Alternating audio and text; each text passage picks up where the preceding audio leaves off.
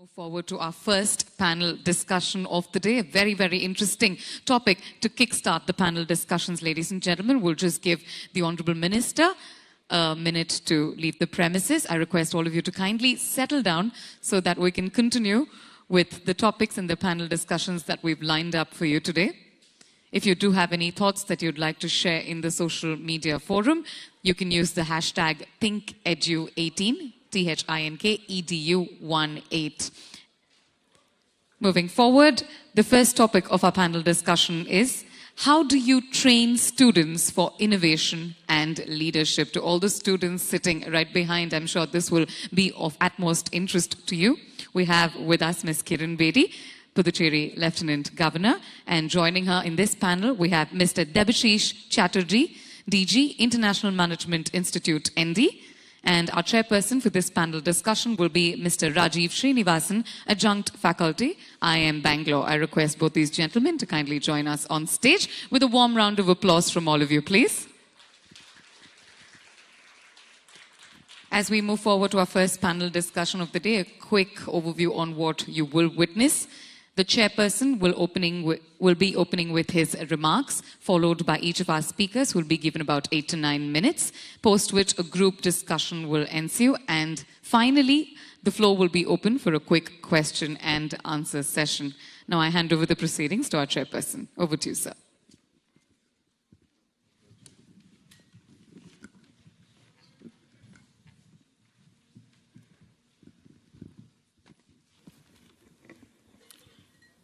Thank you very much.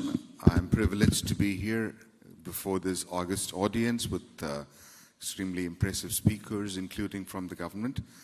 And it's going to be a tough act for us to follow the previous speech by the HRD minister, but we'll try and give you some useful information here. So first, let me talk a little bit about our panelists here. Srimati Bedi requires no introduction, of course, both as an innovator and as a leader. Her record speaks for itself after many years of public service, both in the IPS and now as governor. So clearly, she's an innovator and leader from a number of different points of view, as well as a clear role model for women in management. And then we have Professor Debashis Chatterjee, who's a global leader in the practice and academic thinking about leadership. He spent many years in several IIMs, including stints as director. Now he's at IMI. He's also taught at places like the Harvard Kennedy School, etc. And he's written 17 books, the last of which is about Arjuna as a leader. So I'm delighted to be able to have such panelists on a panel that I'm running. And I'll give you a brief introduction about myself. I have been in the technology industry for many years. I was in Silicon Valley for a long time. But over the last 15 years, I've been teaching innovation at several institutions, including IIM Kozhikode when he was director, and at IIM Bangalore mainly. I've also been involved in a number of other related parts of innovation. For example, I was one of the people who wrote the national IPR policy for India for the first time, intellectual property policy. So all of us are related to this area. So I will be primarily speaking about innovation, and Dr. Chatterjee will be speaking primarily about leadership. And the way we're going to do this is each of us will get about 8 minutes, right, to give our talks. And then we'll open it up for about 10 minutes of discussion amongst ourselves, the panel, and the rest of our time open it up to the audience. Is that okay, madam? Work it that way. Okay. All right, so if you can put up my slides. I hope my slides are available with the person handling it. Okay, so that's me. Next slide, please. So these are the topics I wanted to cover. Oh, it's over there. Great, thank you. I didn't see that. So these are the topics I wish to touch upon briefly. Obviously, I've got only about 10 minutes, so I'll go through it fairly quickly. Look at where we are now and how we got there, but very importantly, what are the changes in the environment that are happening that we need to respond to and also take advantage of, because some of them are very positive, some are not so positive. And what will the workforce look like today? And interestingly enough, a number of the things that somebody in the workforce entering it today, like many of you students, you may find that what we did in the past as a country and as a civilization is extremely relevant to the way your futures will be. And I'll take a brief look at that. And I'll also suggest some curriculum changes or curriculum add-ons that come from the distant past. Next slide, please. The minister talked about R&D, and I agree with him that there is a push towards R&D. The first assumption we have to make is that innovation is something that is largely driven by R&D. Unless you're doing first-class research, you're never going to be catching up with the rest of the world or overtaking it. And you've seen in the recent past how just by focusing laser-like on artificial intelligence, the Chinese have been able to become basically world-class in that area. Unfortunately, the record shows that India is far behind its potential. I'm quoting a study by Dr. Gangan Pratap, who was a researcher at the National Aeronautics Lab and director of one of the labs, and a VC as well. So he says that even compared to other countries with comparable levels of GDP and scientific capability, India's output is very, very poor in terms of the research that's appearing in the top 10, 15 academic journals in the world. And besides, it's very, very skewed. Whatever R&D is happening in India is principally in the physical sciences, mostly in engineering. Some areas are totally neglected, for example, biomedical sciences. And the reason I bring that up is because one of the greatest inventions or discoveries over the recent past is something called CRISPR-Cas9, which is about gene editing. And that can completely overturn our assumptions about life, genetics, disease, longevity, epidemics, all sorts of things, and we're absolutely nowhere in the picture. Similarly, the other area that we've neglected is the humanities and the fine arts, which is also a great loss for us. The net result of all this is that we have severely underinvested in R&D, both as a country and as a group of companies. So, and you see that. There is nothing that has come from India that's a world-class Nobel Prize-winning piece of research that we can point to. And the other numbers in the QS World Rankings, just two, IIT Bombay and IIT Madras, in the Asia rankings, in the world rankings, only 3 in the top 200. Compare this to about 25 or 30 by China, and all this has happened in the recent past. So we're way behind. Next slide, please. Now, how did this happen? I think there is a fundamental reason, which is that our education system, which is borrowed from the British, was meant for an industrial era civilization.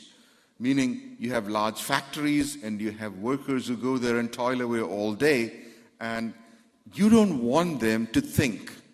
You just want them to have basic literacy so they can follow certain orders and not break anything, right? In fact, you explicitly don't want them to think. There are also other reasons. One is that, language was used to conquer us. There's a terrific PhD thesis from Gauri Viswanathan at Columbia. And then there is also another sort of hidden agenda that the British had for evangelism. If you read this book, The Raj Syndrome by Suhas Chakravarti, you'll get a feel for that. So as a result of all this, they deliberately stunted our educational growth in schools and also in colleges. And also the other part of it is, in a way, over the last 15, 20 years, we've been thinking that English is a big asset for us because we can code in English, we can talk to people in English. In fact, it turns out that's not quite true. Okay? And English is beginning to be a handicap because we're losing touch with our mother tongues. And I'm not saying throw away English. I'm saying English should be used as a secondary language. It should be known for world commerce by us. But on the other hand, we really need to focus a lot more on mother tongue education so that our people are in touch with the educated. The other is we have these, incredibly useless facts that we're being, we force our children to memorize. Many of you being young people must have heard the song, "We Don't Need No Education" by Pink Floyd. That's very true. The kind of education that we're giving them is really pretty bad. And in a way, we've got many of us sort of as brown sahibs, several generations who think of ourselves as second-class, Europeans. That's not a very good way to be. Next slide, please. Now, what's changed now? Our education system is dependent on filling our heads with facts. Now, that system is thoroughly useless. Why? Because you can look up almost anything in 5 seconds. Why should you bother to learn? I mean, there are fundamental things you need to learn, but just facts are not useful. So what we actually need is ways to deal with changes such as in artificial intelligence. Half the jobs that people are currently working in will become obsolete. There was a widely reported study that said 47%, literally, of the jobs that are out there today will be taken over by machines, because machines today can do many things at least as well as humans, and often even better, the routine parts. And initially we thought that it was only going to be the lower-level jobs, but now we're seeing increasingly skilled jobs are going to be in jeopardy. And what will remain? Strangely enough, it's things that are related to the arts, humanities, things that require ethics, aesthetics, judgment, performing arts, etc. And also, complementing that, human factors. How well do you understand customers? Can you market to them? Can you really solve their problems? Today, we are only seeing the beginnings of AI, where you have artificial intelligence focusing on a few very specific areas, chess, Go, things like that. But in the not too distant future, you'll have generalized AI, which can do many, many things. People say that that may be a long time off, but that's still a major threat to us. There are also some very significant questions about ethics. What is the ethical framework that an artificial intelligence, for example, a self-driving car, should have imposed on it? And there are significant differences in the ethical frameworks between the Indian dharmic frameworks, which are deontological, and the Western frameworks, which tend to be utilitarian. So what is the right thing for a machine to have? In a way, what is the dharma of a machine? These are questions that we've never thought about. We never had to, but we'll have to think about them now. Now, there are many new things. You heard the minister talk about MOOCs and SWAYAM and so forth. So MOOCs are potentially very helpful because you can sit anywhere with a smartphone, and these days with Geo giving you 1 gigabyte a day, you can watch a lot of MOOCs. And secondly, real-time machine translation. You put some headphones on, and Google has demonstrated the first version of this. The speech may be in English, but you'll hear it in Tamil or Telugu or whatever. It won't be exact, but it'll be reasonably close. So there are things that are happening purely from the technological point of view that'll make some things easier for us.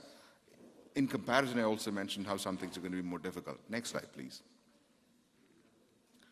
I'm kind of helpless. Okay. So what are the things that educationists are now saying that people should know? Cognitive skills. There should be some obviously very basic foundational skills in the cognitive area. But notice the second group of things, socio-emotional, self-awareness, self-management, social awareness, relationship skills. These things are completely untaught in our curriculum. There is nothing about how to do teamwork, how to work with others, how to empathize with them, how to understand what they're saying, how to understand what they're not saying, their fears, their dreams, their goals, their ambitions, right? And then clearly the technical skills that go with entrepreneurship in the digital arena. Next slide, please. Now, how do we get to have some of those elements included in our curriculum? We've been focusing on operations, frankly. Operational excellence is what we looked at. Intimacy, customer intimacy we've not looked at, and innovation we have not looked at. The strange thing is that we earlier had a system, the Gurukula system, which did look at those things. Because today we have a system, it's sort of like allopathic medicine. For any disease, you have a pill. Unfortunately, the same pill doesn't work the same way with everybody, but that's all they have. Whereas if you have a mechanism where you can understand a person and create a regimen that is appropriate for the person, the very same thing with education as well. The Gurukula system did that by creating a highly customized regimen for individuals, not one size fits all. And the result of our ancient system was incredible earth-shattering innovations like Panini's grammar. I won't go into why it's great, but Panini invented something 2,500 years ago called context-free grammars, without which no computer would work. And Americans at IBM reinvented that 50 years ago, and they realized this is what Panini had been talking about. Then there is the Kerala School of Astronomy, which invented the calculus, etc. India was the greatest innovator in the world. Next slide, please. So here is an example of some of the content in our traditional system, which is Tarka, Vyakarana, etc. And I didn't pick this up out of thin air. It comes from Dharampal Gandhian, who quoted original British sources. So there is a tradition that we could still pick up, and this leads to the kinds of things that I was mentioning that are not mechanical. Next slide, please. And a final point I'd like to make, but I won't have the time to go into this. Digital transformation.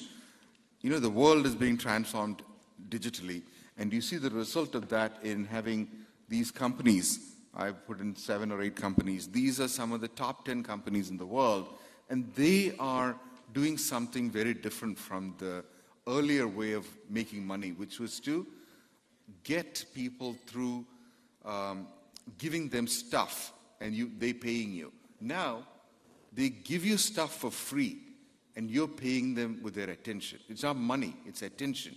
That's what's made all these companies great. So we need to get into that game, and we're not there at this time. Secondly, design thinking is a mechanism that enables us to understand customers very well. Third, we have tremendous amounts of data about our customers, about us as customers. Now that's going to the Chinese. Paytm is Chinese-owned, and Sybil, the consumer credit agency, is owned by the Americans. So we're letting that data go, and it's owning the data that's enabled those companies to grow so fast. Next slide, please. So finally, we need to invest in innovation. It doesn't come for free. The steps that are being taken were described by the minister. A lot more steps need to be taken, but we need to do a lot more and very focused things to become as innovative as we were in the past. So with those, I will take my seat, and thank you very much for listening carefully. And I'll ask Madam, thank you, and I'll invite Madam Bedi to speak for 10 minutes. 10 minutes?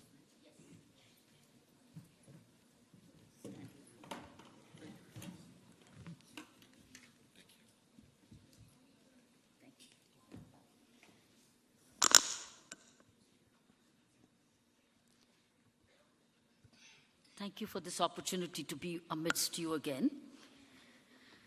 I started my career as a teacher, so I'm basically a teacher at heart. I started my career as a volunteer in a nursery school when I had a summer break. And then on, I started to earn my first job as a lecturer in political science in Khalsa College for Amritsar. And then joined the Indian. So I remain a teacher at heart. So therefore, I'm so much in place and at home with this audience and with this occasion. I want to thank the New Indian Express and friend Prabhu Chawla for recalling me. I recall about 2-3 years ago, I was here. I am looking at what's happening in the schools in Puducherry. So I have a story to tell. I will divide my next 10 minutes into 5 minutes each. I will respond to what the Honorable Minister said, which is a program of amazing hope. But my first 5 minutes would be on what is happening at the moment and what do we need to do right away. I'm very worried as an administrator in Puducherry. I've been going to schools often. And what has worried me is that it is really right what the Prime Minister said. It's not backward areas. It's aspirational generation. Friends, when we ask our boys and girls of the standard 10, 11 and 12, where I've asked them, I didn't ask them straight away. I gave them a plain sheet of paper and said, write down what you want to be. How will you like to be? How will you achieve it? Friends, they're absolutely unable to communicate. They're unable to even spell the word engineer. They want to be engineers, but they can't spell engineer. They want to be nurses, they can't even spell nurses. I don't feel it's not at their fault. It is the fault of our two teachers. One teacher in the school and one teacher at home. These children have no teacher at home, which means most of these children are children of coolies. Their parents are daily wage laborers, and mother is not literate or semi-literate or can just barely read and write. I feel very sorry. Therefore, as an administrator, if I were have the minister here present today, I would have pleaded for a rescue plan. A rescue plan. A rescue plan for students of 10, 11th and 12th.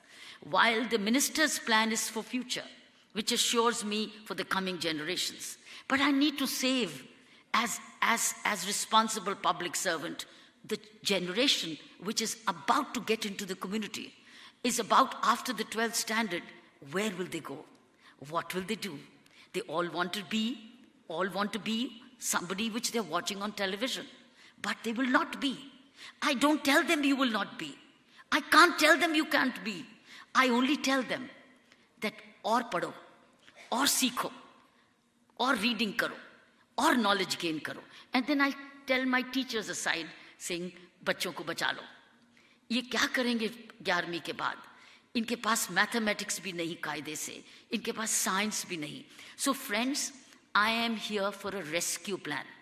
I think what we need to urge the government is a rescue plan for these 10th, 11th and 12th. Where will they be? And the rescue plan is A. So I'm not only stating a problem.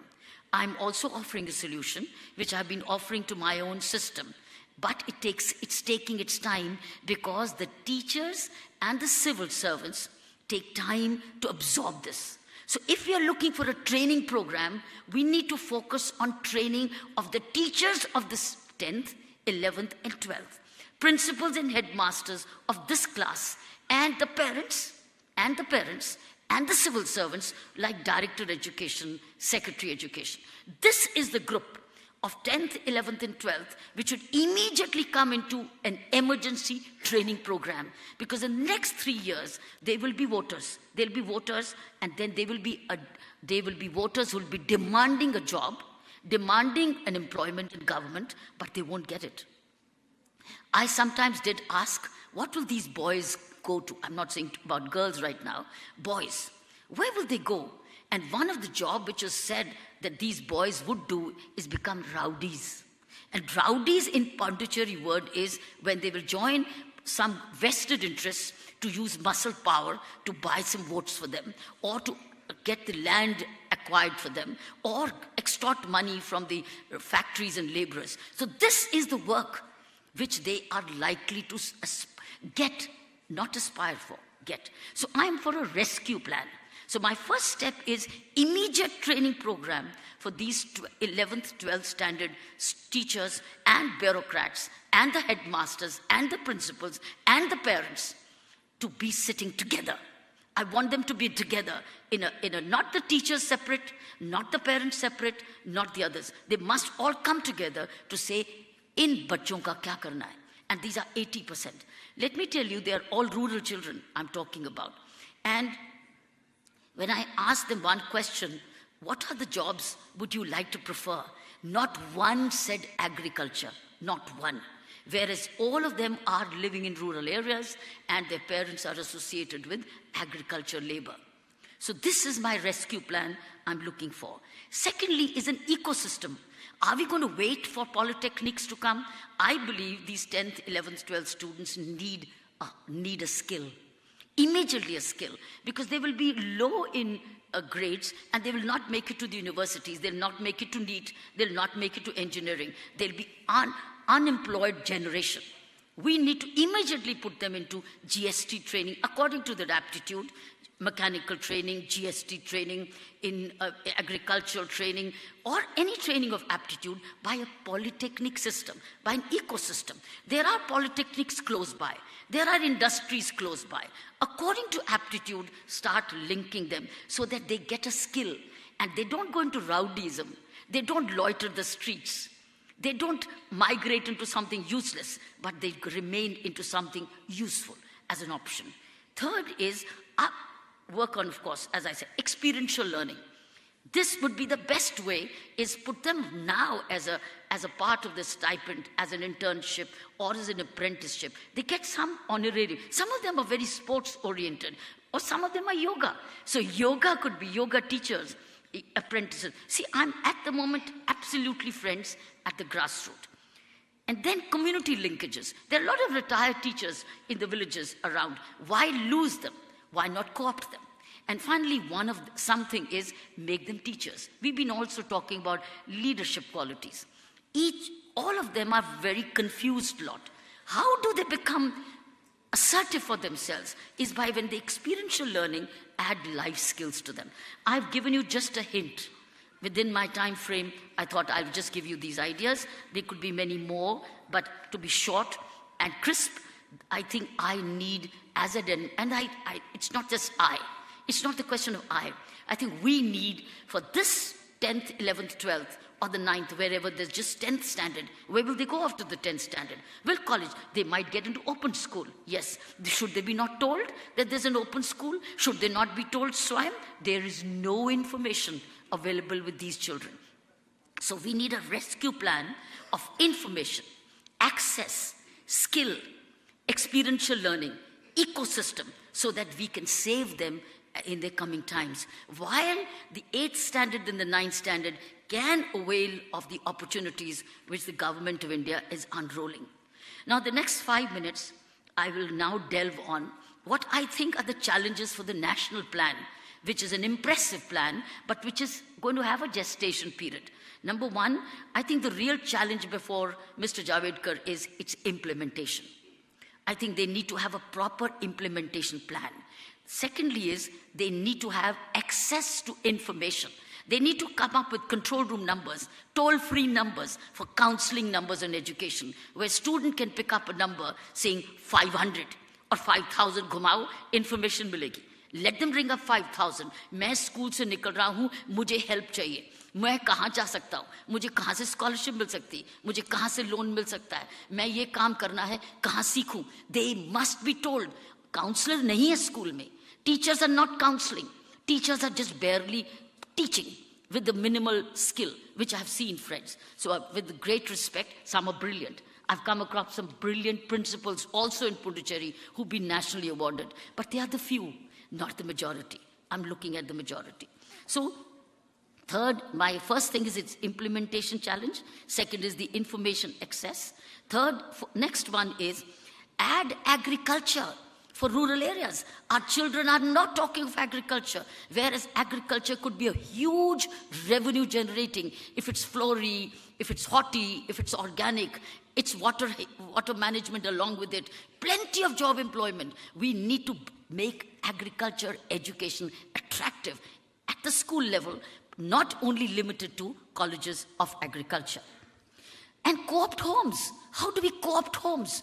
We are all product of homes. It is our parents who used to tell us in the evening, at night, when we were coming back from school and we were sitting on the table for dinner, saying, what did you learn new today?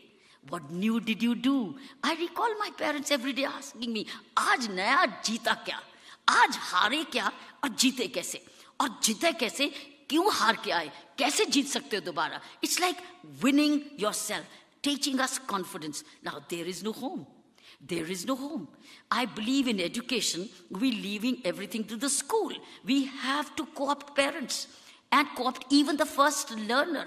We have to co-opt them. Now, how do the teachers reach out to them on Sundays or Saturdays? It's a very big challenge. But we cannot ignore the real school, which is the home. And the real teacher is the mother and the father. Important point which I've also found missing is humanities. Humanities is missing. Liberal arts is gone. Humanities cannot come without teaching of liberal arts. STEM does not include liberal arts at all. We are, some of us who are good teachers, who have compassion, who have love for service, are basically liberal arts. We may have turned engineers later, but we are products of liberal arts, humanities. How do we continue to incorporate humanities? I thought these are things which I wanted to share in the limited time frame. We'll come back to the Q&A. So two things. We need a rescue plan for the current students of 9th, 10th, 11th, and 12th. Secondly, we need an implementation plan as far as the government of India is concerned, and then come up with an internship program.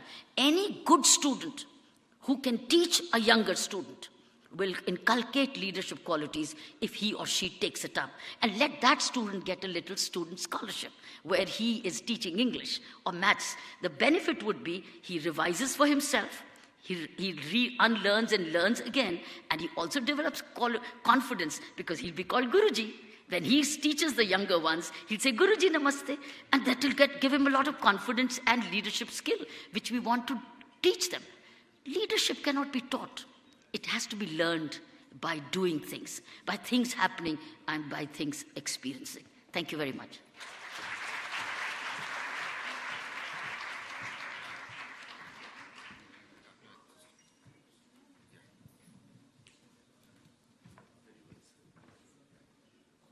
Dr. Debashis, please. Okay. My gratitude to this brilliant team of Mr. Prabhu Chawla. I think the attention is always on Mr. Chawla, but the team that has put together this wonderful conference and the audience of Chennai. If this conference was in Delhi, I could tell you that the enthusiasm of the speakers wouldn't be as much. So can we applaud for the audience a little bit? Thank you so much. Appreciate that. The Honorable Minister, who I admire for his eloquence, talked about brain drain. I thought it would be a good idea to have a brain drain than to have a brain in the drain. Fundamentally, the educational spaces that pass off as educational institutions are mere ghettos of brick and mortar with little soul in it. The informality of the education process is perhaps the only education that happens. It doesn't happen in the classroom context. I ask a question, Indian gurus are everywhere. What about our gurukuls? Why do they lag behind? Gurus are everywhere. You think of Zakir Hussain, he's teaching in Stanford as I speak to you, how to play the tabla. But tabla as a percussion instrument is nowhere close to the drum in global recognition. Indian doctors are gurus everywhere. But Ayurveda, an indigenous Indian system of medication, of healthcare, is only a fringe element in the healthcare map of the world.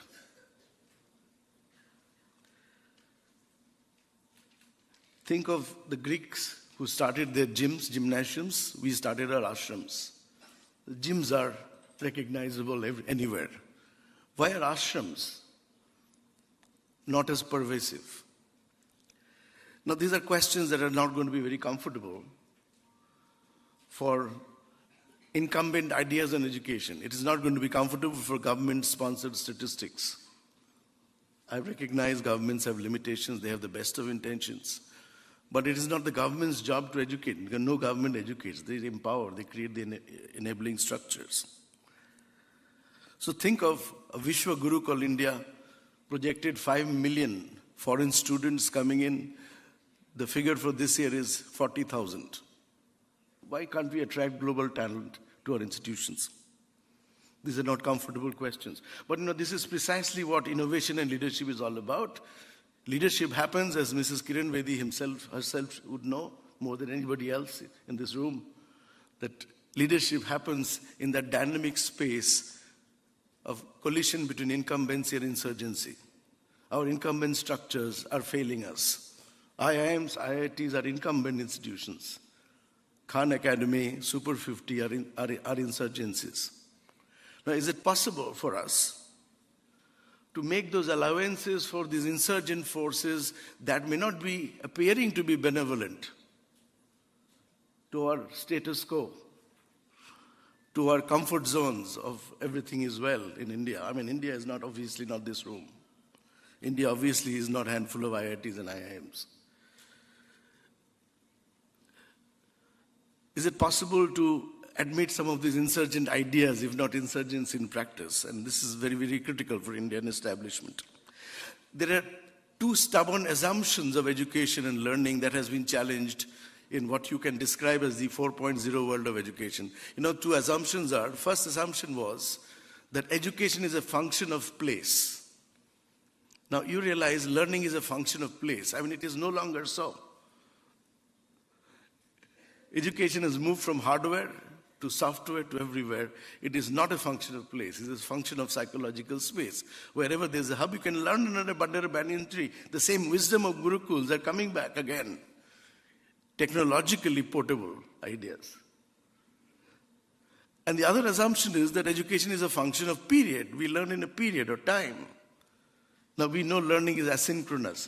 We can learn at any time.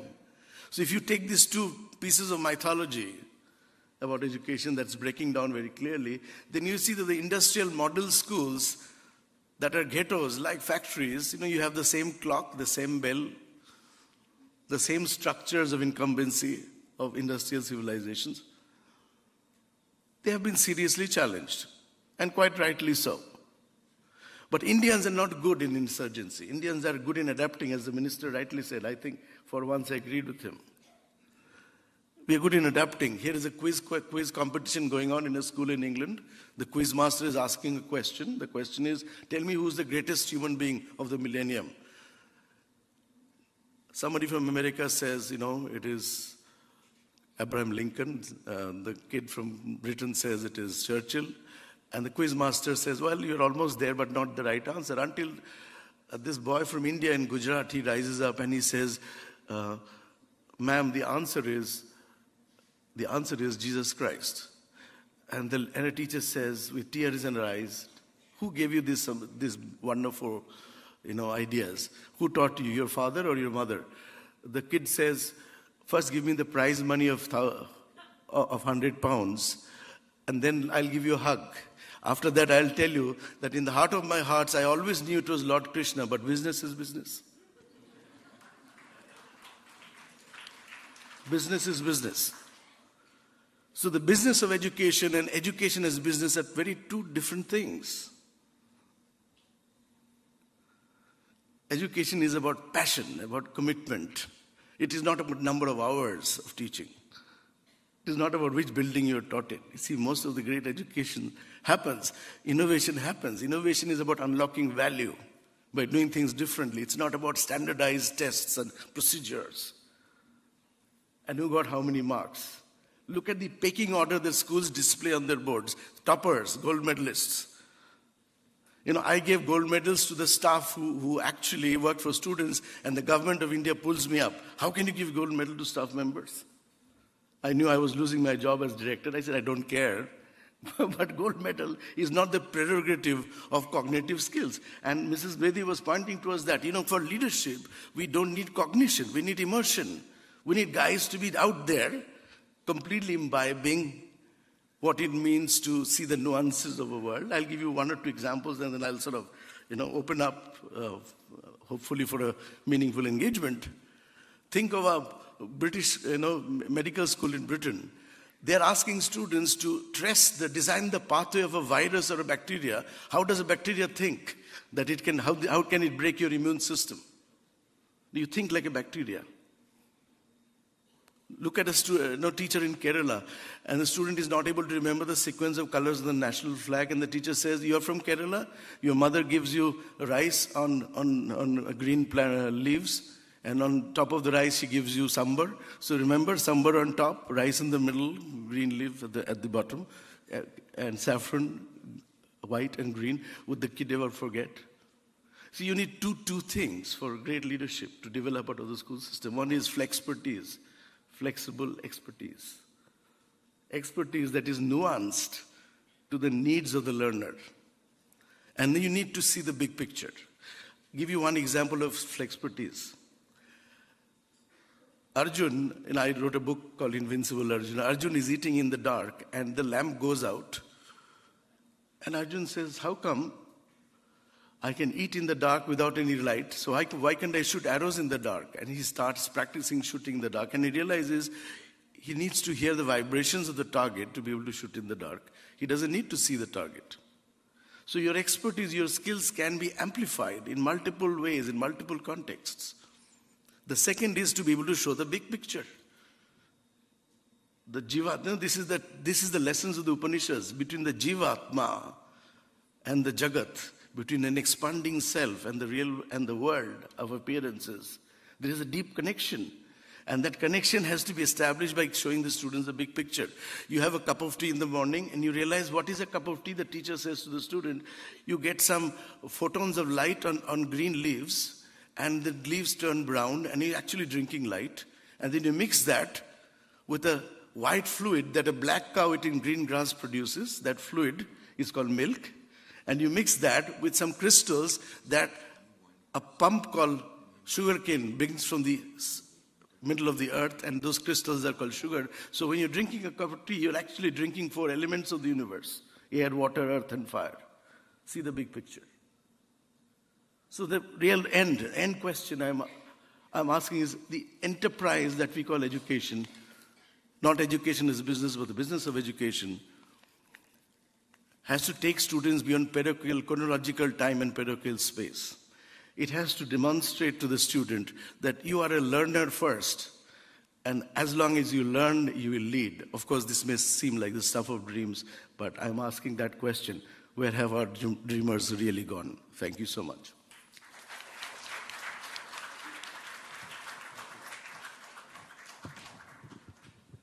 Thank you, sir. That was brief and to the point. Appreciate it. And madam as well. So what I'd like to do is to just ask a couple of questions for us to discuss and then throw it open to the audience. One thing that struck me while you were speaking, sir, is, this question of, can you teach leadership, or is that just inherent in a person? Can you teach it in the classroom? Good question. See, I borrow from the ideas of a person I really admire. His name is Lee Kuan Yew. He was asked by a great Harvard professor of education. He said, Mr. Lee Kuan Yew, are leaders born or made? He said, leaders can be made provided they're born.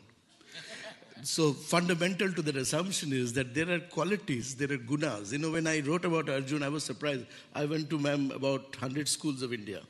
And I figured out that the #1 name for boys in India was Arjun. That's how I wrote the book. And I realized, why would a parent call a son as Arjun? Why not Ritik? Why not Sachin? Why not Shah Rukh? Why still Arjun? He lived way before Christ did. Then you recognize that Arjun had some gunas. Gunas are multipliers. Gunas means qualities. They are also multipliers. So those human values, human virtues that multiply over time are things that needs to be seeded. And this was precisely why you cannot really teach leadership, because it can be learned, it can be taught, because those gunas are inherent. And now if you show a mirror to the student, look, you have this guna. I had a student, his name is Amish. Today he's a best-selling author ever in the English language. The interesting thing about Amish is that he has the guna of a writer. Actually, a bishop came to his school, the school he went to. He and I were actually, on the annual day of the school, we were invited guests. So one principal has recounted this about Amish. How many have you read Amish's books? Please do that. A few more, I think you should do that. So they asked, the bishop asked in this class, do you know what a bishop does? Amish, he was a school kid. His hand went up and he said, I know, I can tell you, the bishop actually walks diagonally. He was talking about the chessboard. And Amish said, nobody ever told me that I could write if somebody had just nudged me. कि तुम्हें लिखना चाहिए, लिखना आता है, तुम लिखो, तुम creative. I never wrote even a single poem until actually I wrote. See, the fundamentals as the teachers actually amplify those gunas by telling you, you are this, you don't realize that. The human becomes a Hanuman only when somebody points out. That hasn't happened, unfortunately, in our school system.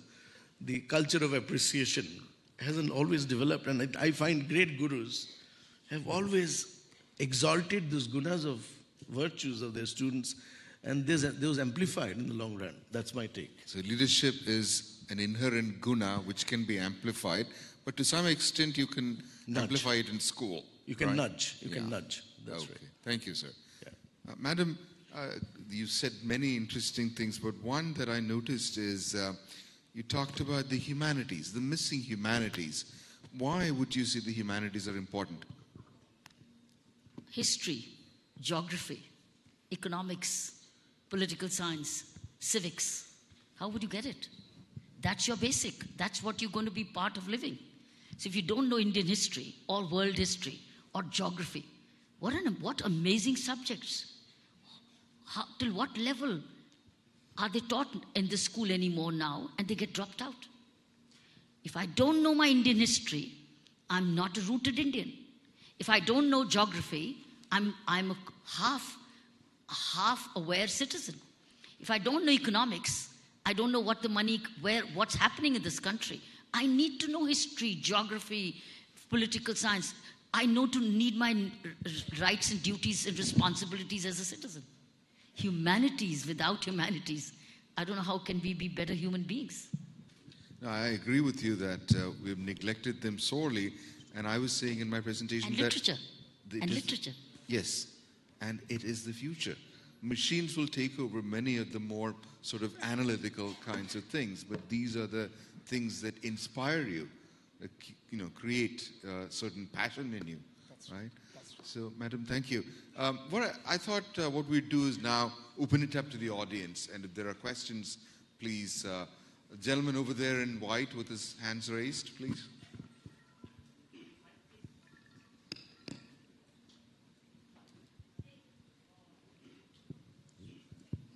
Madam? Hello. Madam, my question is addressed to Madam Kiran. Madam, Constitution of India speaks about the role of the Lieutenant Governor in a union territory. You are the supreme person. And the Right to Education Act has been framed in this country in a very noble way. But the Right to Education Act is not followed in letter and spirit in Puducherry. There are hundreds of schools which make huge money commercially, but none of these schools admit 25% of the students, which is a duty cast on them. Can you do something to improve the scenario in Puducherry? You had the Honorable Chief Minister of Puducherry yesterday. Did you not ask him? An opportunity, madam. I was not given an opportunity, madam. I am a citizen of Puducherry. We, the citizens of Puducherry, see you as a saver of the situation. That is why through this public forum.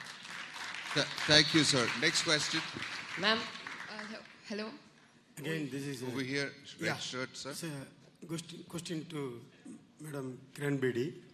Madam, you said the education system is so bad. I am here. Education system is so bad that in Puducherry or elsewhere, also in India in general, the boys or the students turn to rowdyism or rowdies. So, but you may know that George Bernard Shaw said, politics is the last resort of scoundrels or rowdies. So, probably they are preparing to become future politicians. What's your comment? That time alone will tell. Hello. Next question. White Nowadays, shirt. students are suffering from diseases like dyslexia, ma'am. They are discouraged and they are misled by many people, ma'am. How your rescue plan be helpful these kinds of students, ma'am? What did you say? Dyslexia. Students who are dyslexic. Yes. Well, that has to be integrated training. That's called inclusive schooling. But it depends on the orientation of the teacher, whether the teacher is inclusive oriented or not. Otherwise, nothing stops from any child with special ability or differently abled to be part of the school. But you've got to do special training to tell them, please include them. Thank you, ma'am. Yeah, so Over there. yeah, so I have a very general question. So we've all, come to this conclusion that there is less emphasis on arts and humanities. So what sort of innovations should we be really looking at in the field of arts and humanities? Let me answer that maybe. It's not innovation in the fields of arts and humanities. It's our innovation in incorporating them into a curriculum. For example, ancient curricula had tarka, rhetoric, right? And grammar, things like that. These are things that make you a much sharper person rather than the fact-based education that we're focused on. So we need both. But one side we have completely neglected. We need to bring that back into the education system. Sir. And that subject, if I may add, can be even generally read. It can be allowed to be self-read and taken up for discussion. So that means you could have a discussion subject class during the month or the week where children are asked, you do advanced reading of this subject and we shall discuss. And that will get internalized. Ma'am, I just hold on to the. See, this is a very important question. I just would like to share with you an example of what's happening, how liberal arts and technical education are getting synthesized. I was in Pune. We took a bunch of business school students to a design school. And I said, how do we design an experience where they will learn empathy? So we said, let's take 60 students to the city of Pune and ask them to draw a picture of a problem that they see. They can't take cell phone photographs. They have to draw. Now, once you draw a picture of a poor man begging or a shopkeeper not able to sort of manage his shop well, once you draw with pencil, however crude your drawing skills are, there's an empathy that is established between you and the problem that you're touching. If you take a snapshot, you snap out of the problem in no time. When you draw it, you have little deliberation. You think of the problem. That's the contribution of liberal education. It expands your minds, your thinking capability. You can bring it in multiple ways, even in technical education. Unfortunately, this hasn't happened in India in the way it should, but now times are changing. Let me add a small comment to that. There is a discipline called design thinking, which is related to what he talked about. I happen to teach a course in that at IIM-B. It forces people to work with their hands, which is something we have lost. And that, in a way, gets your right brain going. And it also, as he said, forces you to empathize with people in whatever you're doing. So there are exercises that are beginning to happen in industry. And I just taught a group of civil services people, IPS, IAS people. They found it a revelation. Oh, you can actually ask people, we never do that. We understand them, we do something with them. But if you ask them, they may have different opinions on what we want. So there are ways, there are techniques that are out there. We just haven't caught up with them yet. Yes, ma'am? Ma'am, this question is actually for you. You spoke about how education requires a rescue and implementation plan. I would like to ask, do you think that the recent draft syllabus of Tamil Nadu is a good step in that direction? What recent is it? What? Recent Tamil Nadu draft. Education. I haven't read that, so I'm sorry you don't know it. But do you think that education in general is taking steps for more rescue and implementation plans? I'm looking for a rescue plan for immediate next 2 years. You see, while the plan which our honorable ministers gave is fantastic, it's very comprehensive, but it will take time to seep in because it's a whole retraining. But what do we do with the boys and girls who are going to be in the market tomorrow and the year after? I'm looking at the next 2-3 years rescue plan till our 9th standard gets what the Honorable Minister talked about. So that rescue plan means a full immediate ecosystem of skills with counseling so that they can go by their aptitude and then they can get employed or self-employed and then continue to self-educate through a lot of SWAYAM and other polytechnic programs. So they can be counseled that you can now pay for your own education. Don't wait for your mother or your father, who half of them would be spending more on alcohol rather than education. So I would probably say, go self-educate. The orange shirt. Good morning. No, behind you. Good morning. My name is Srinivasan and I'm an executive coach here. Debashis was talking about education in business and business in education. This is very apt in Tamil Nadu. Till 20 years back, government used to run engineering colleges and medical colleges. Liquor shops used to be run by private parties. Now the role is changed. Government is running liquor shop and all the private parties are running engineering colleges and medical colleges here. So with this, what I wanted to know is how to revive the education system in the overall country, in the current ecosystem, especially when we are talking about Gurukul. Guru used to be, all omnipresent Guru for his entire life, his or her entire life. Guru used to teach academics, Guru used to teach life skills, Guru used to teach whatever is required for that person to be successful in life. But nowadays we have only teachers who only teach academics. Sir, so do you have to go the back point. to Gurukul? Question. What is the question? Yeah, do you have to go back to Gurukul system and have gurus instead of teachers? Well, the least one can do is to bring parity between the salaries of a plumber and a primary school teacher. Sometimes plumbers get paid more. They give them a decent and respectable life. I think another way to look at gurus is that gurus are not just in the academic institutions. There's a large section of Indian society which has great teachers from all professions. I think those anachronistic B.Ed colleges where you throw up teachers, these have to be replaced with learning hubs where people who have not just the skills but the ability to communicate those skills. See, look at an Arjun. Every Arjun needs a Krishna, every Alexander needs an Aristotle.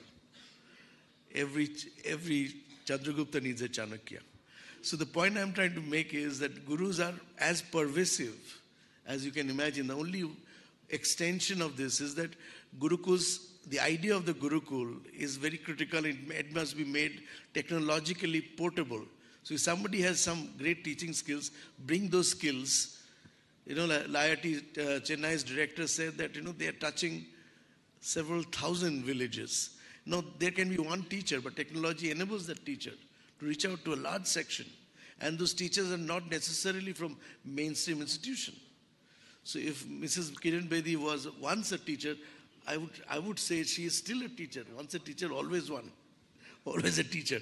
I think systematically people who have ability to transfer their skills to be able to reflect on experiences and guide people, coach them, should come out and embrace the profession. That's important. And let me add to that a little bit. The Germans have a system of Meisters, which are masters. Someone who is a good carpenter becomes a Meister, and so forth, right? And there you have this idea that it's not book learning, it's experiential learning and doing that becomes important. The Japanese have a system called national treasures. A great, weaver becomes a national treasure and they're given that kind of respect. We don't do that for some odd reason, right? So we'll take just one last question because we're running out of time. Yeah. Yes. Here, this. Ma'am? You. This gentleman here. Okay, you don't have a mic, so ma'am, you go ahead. Okay. My general question is to Kiran Bedi, ma'am. In the previous conclave, you had mentioned about safety.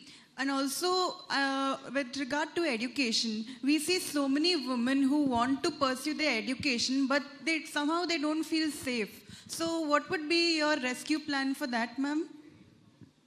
I don't see a choice but to have girls now fight back. Yes, fight back, because otherwise your space will never come back. Yeah. You've got to be fit to fight back. Yes, ma'am. That means I want a new generation of girls who are fit to fight back. Yes, ma'am. Like in the previous rework, fit to fight, like that, ma'am. And also, you had also mentioned that there are so many girls who want to pursue their education, but for some reason they have to sit at home or for some unforeseen circumstances. So how can we bring more awareness to them? That's why I wanted a counseling toll-free line for them. Yes, because they need to speak to somebody, and sometimes they don't have anybody. We need a counseling toll-free line which counsels them and shows them the way. Yes, and counselors need not be employed. We could all volunteer to be counselors on that day, hourly basis, or for the day, or for the half hour. I think we could enroll as volunteer counselors to man these or run these not man these, run these counseling, these toll-free numbers. We need them because you need to, and every life is unique. Yes, everybody's question is unique. Problem is unique. You need a unique answer to unique problem. Yes, ma'am. Thank you so much for the inspiring answer. I'm a big fan of you. I've seen all your documentaries. I'm so sorry to interrupt you, but we're running out of time. Thank you very much for your question. Thank you so much. Ladies and gentlemen, to our panelists right here. I think this has been a very thought-provoking session. Thank you very much. I request our editorial director, Mr. Prabhu Chawla, to kindly join us on stage and present our panelists with a memento as a token of our appreciation and a big thank you from us. A lot of very key, valid points that have been brought out during this discussion. Innovation has to stop being a thing of the past. Humanities needs to be given a lot of importance. A rescue and implementation plan has to be put in place. Thank you so much, Ms. Kiran Bedi. Thank you very, very much, Mr. Rajeev Srinivasan and Professor Debashis Chatterjee. Thank you very much. A quick group photo opportunity before we let you go.